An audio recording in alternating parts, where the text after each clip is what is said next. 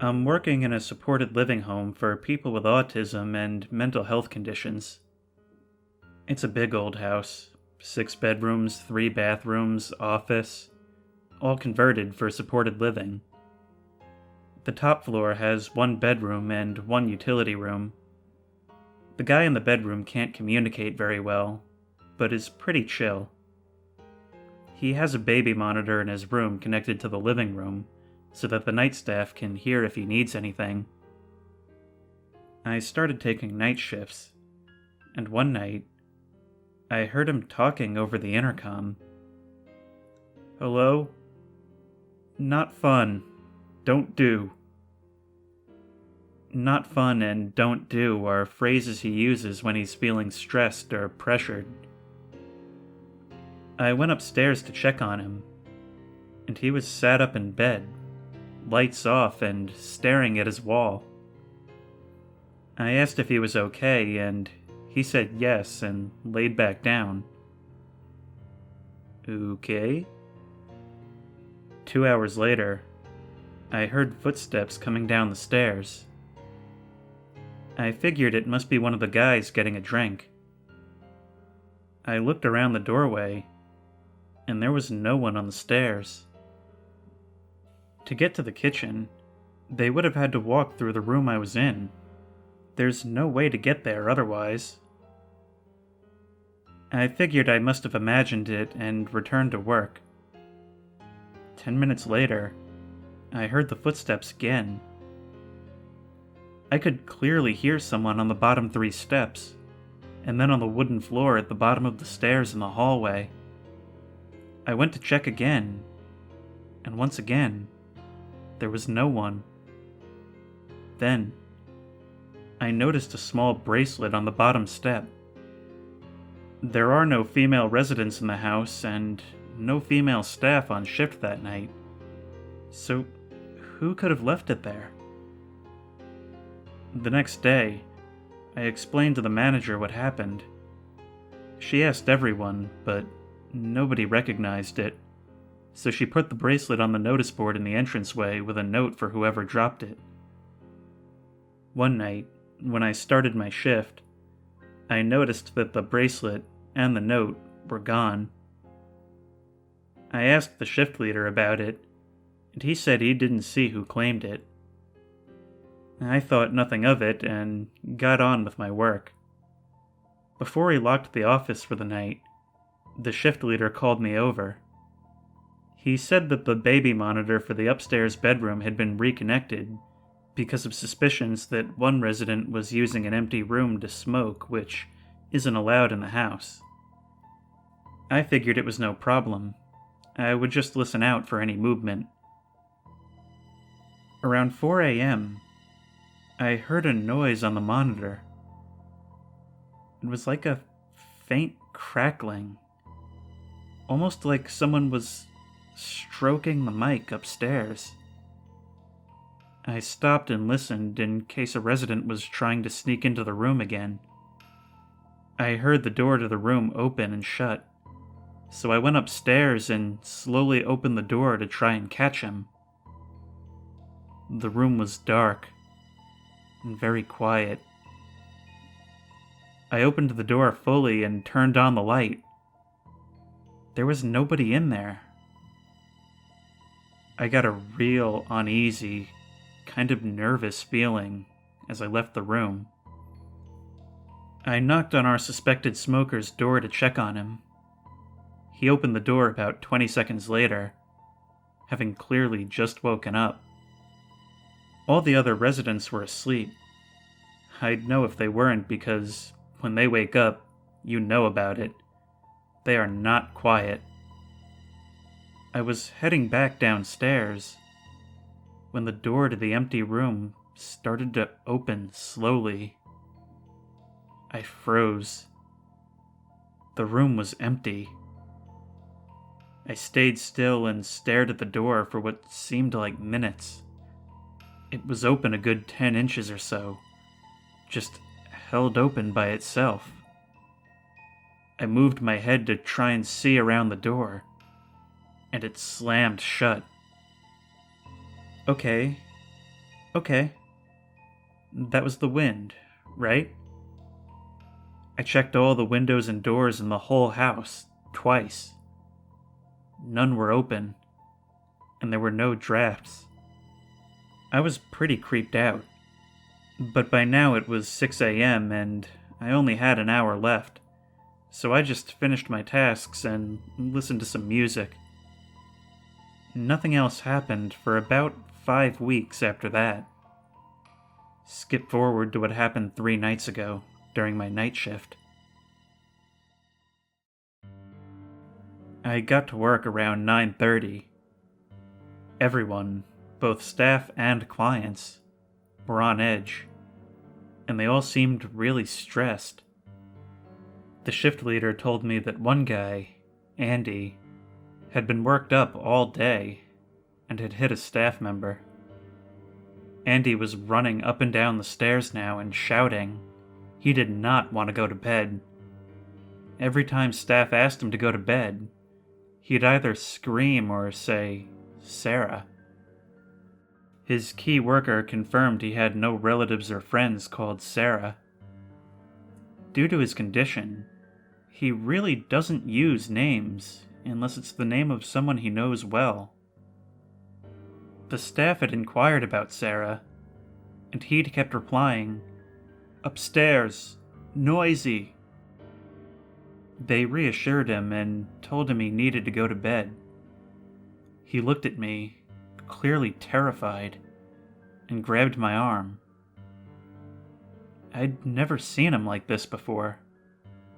He was staring right into my eyes and said, "You come. Help me." I agreed, as I just wanted to get him to bed at this point. We got upstairs to his door, and I went to open it. He cried out and said, "No! You come! Help me!" He took my arm again and led me to the top floor. I said, "Andy, this isn't your room." He replied, "Sarah's room. Noises." We stood outside of the room with the baby monitor. The room was still empty. Nobody else had moved in yet. I told him the room was empty and that he should get to bed now. He became agitated and started pointing at the door. "Sarah, let's go home."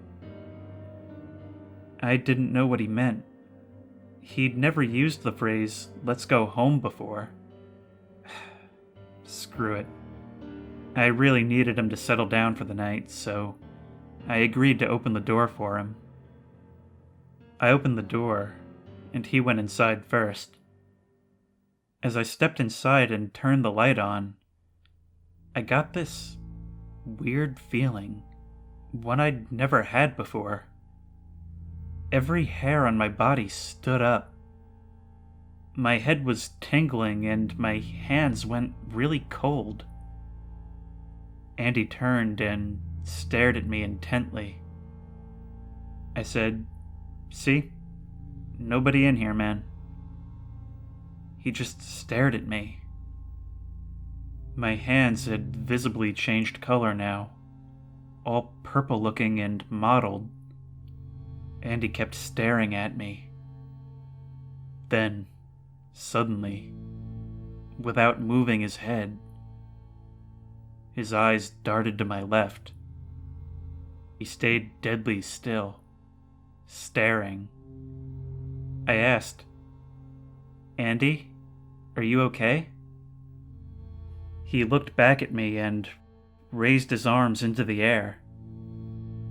"This is my home now." He emphasized each word when he spoke, and did so quite slowly. He was creeping me right out now. "That's right, Andy. So let's go to bed, huh?"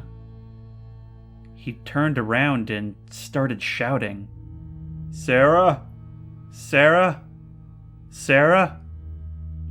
Not upset or agitated, just shouting like you would if you were calling for a friend in another room.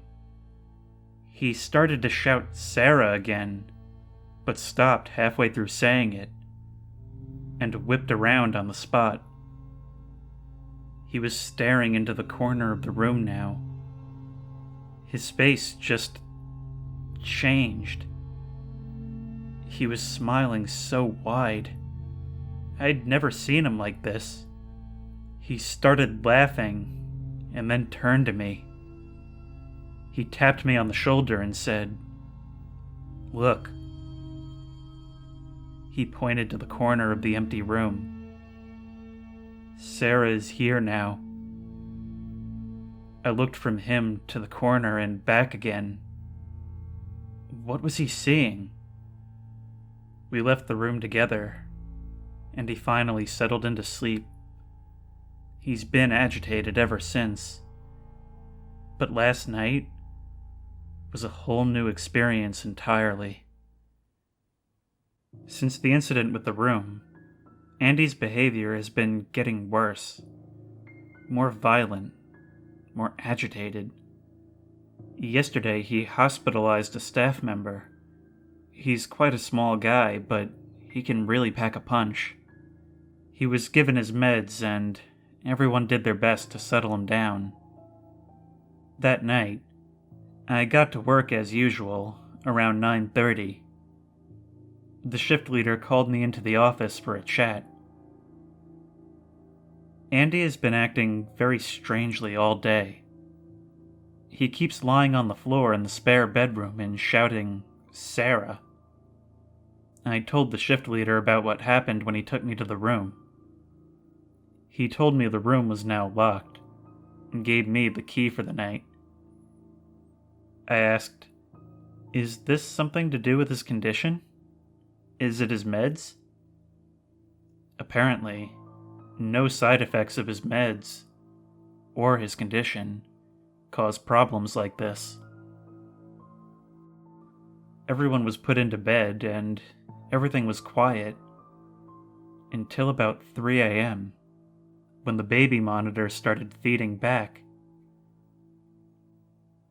I turned it off, then back on, and checked the settings. Everything seemed fine, but I was still getting the feedback noise from the speaker. I had to go check the receiver upstairs in the ghost room. Oh, for Christ's sake. I got to the second or third step on the stairs. "Hello?" A quiet, very soft voice on the baby monitor. I didn't know what to do. That sounded like a girl. No one could be in the room, and there were no females in the house.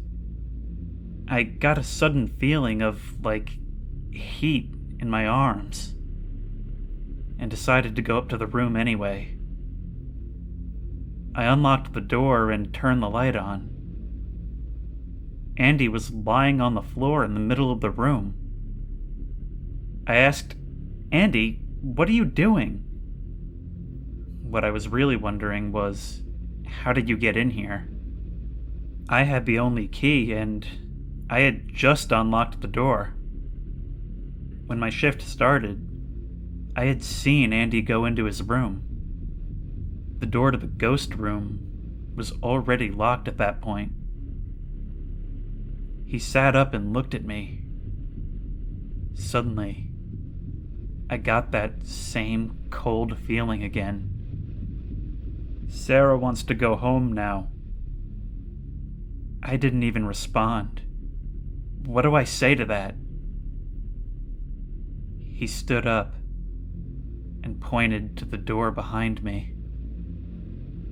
"Sarah wants to go home now." I opened the door. There was nobody there. As I turned back, Andy charged at me. He full-on tackled me into the wall. He was screaming. His nose was about an inch from mine, and his eyes were so wide and bloodshot. I pushed him away and restrained him, and he started crying and went limp. I heard the shift leader come running up the stairs. Everyone was awake now. I explained the whole incident and filled in all the necessary forms. As I did, the shift leader seemed a bit off. I think he thought I was up to something. Andy was sat in the living room having a hot chocolate, and the shift leader was asking him tons of questions. I got the other service users back to bed and headed into the kitchen. When I got there, I heard that rustling noise on the baby monitor again. I called the shift leader over and said, "Listen, that's upstairs in the room." He sighed and headed upstairs. I stayed downstairs and kept an eye on Andy. Suddenly, the shift leader shouted out.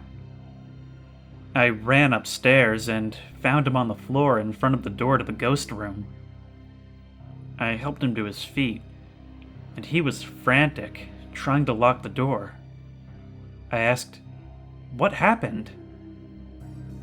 He was pale now, shaking, and could barely catch his breath. "I swear, there was a person in the corner of that room." He said he saw someone's shadow hunched over in the corner. The same corner Andy had kept pointing to.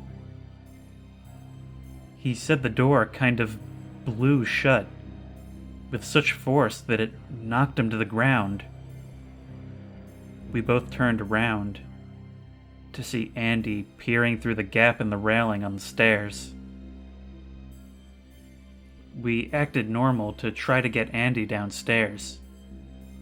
He was staring at the door to the room and said, "Sarah is hurt."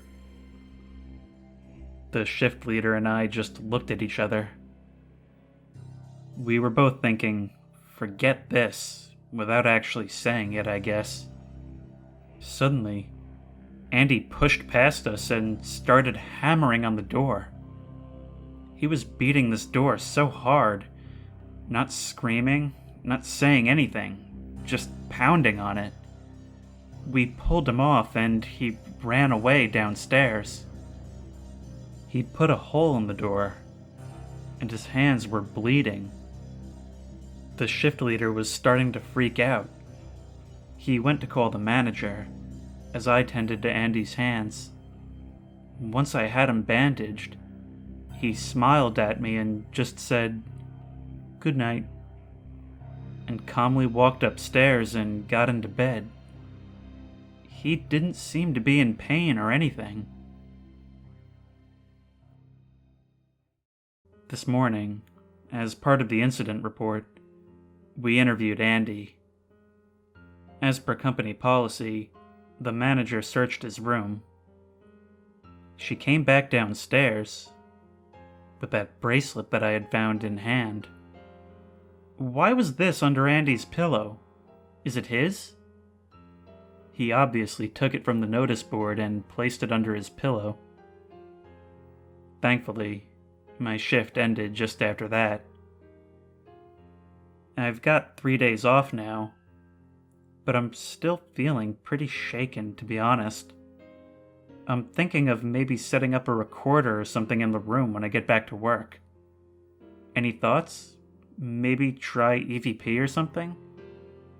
I've never had a paranormal experience before this one, so I have no idea how to approach the subject.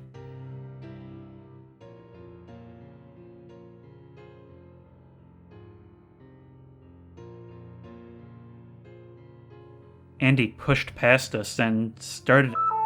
Shut up. Jesus Christ. Oh, that scared me. Stop!